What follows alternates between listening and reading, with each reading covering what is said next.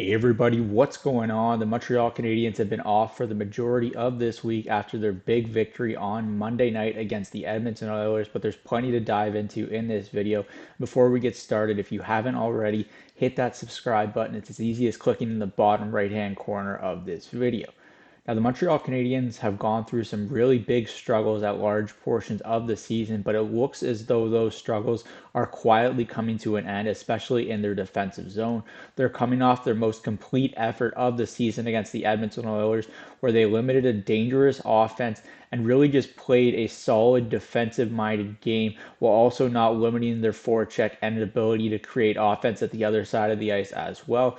The Canadiens were simply the better team on Monday night, and that's against a team with so much star power like Connor McDavid, Leon Draisaitl, Evan Bouchard. The list goes on with the Edmonton Oilers. And the Montreal Canadiens simply worked harder, they worked smarter, they played a stronger defensive minded brand of hockey.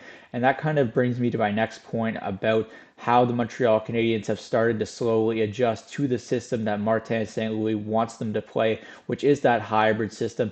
You talk about NHL players not being able to adjust to a certain system, and it looked as though that might be the case for the Montreal Canadiens early on this season. But these are NHL hockey players.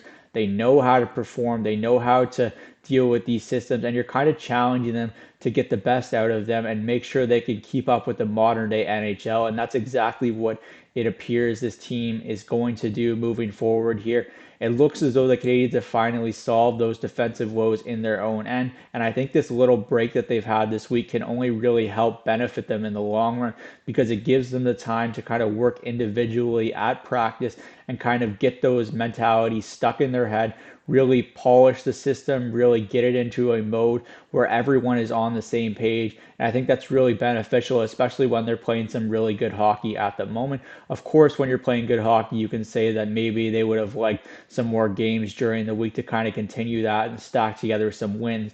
But I think this practice time in the long run will be really good for what the Montreal Canadiens are trying to build on both sides of the puck.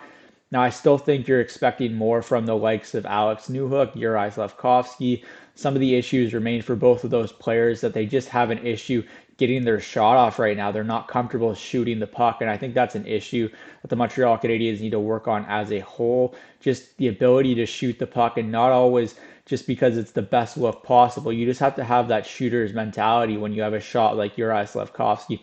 That's one of the biggest reasons he's stuck with one goal right now is that hesitancy with the puck when he has it on his stick. He's showing that he has strong playmaking skills because the points have been there. Maybe not to the level that some expected, but people have to remember this is a 20-year-old forward. There's going to be ups and downs throughout the start of his NHL career, and that's kind of what we're seeing. He's nowhere near a finished product. We know that in the NHL, players with that bigger body frame take longer to adjust to the National Hockey League and its pace. And we're kind of seeing those growing pains right now with Slafkovsky. I still think there are some really good things that he's doing on the defensive side of the puck as well as in the offensive zone. We know he's at his best when he's forechecking hard, when he's winning those puck battles in tight, and I think we've seen some of those trends of late. But at the end of the day, he has to shoot the puck more. This is a player that has to trust his shot more. And I think that you also have to realize him and Suzuki really play well together, and that's something that the Canadiens would be wise to stick with. I do think it was smart to break up the trio of Caulfield, Slafkovsky, and Suzuki, but keep the pairing of Suzuki and Slafkovsky together because those two evidently play very well when on the same line. That's it for me today from Cook's Corner. As always, let me know in the comment section down below what your thoughts are on the Montreal Canadiens' recent surge and winning ways, and if you think it's sustainable what they've been doing of late. I'm Zach Cook. We'll see you later.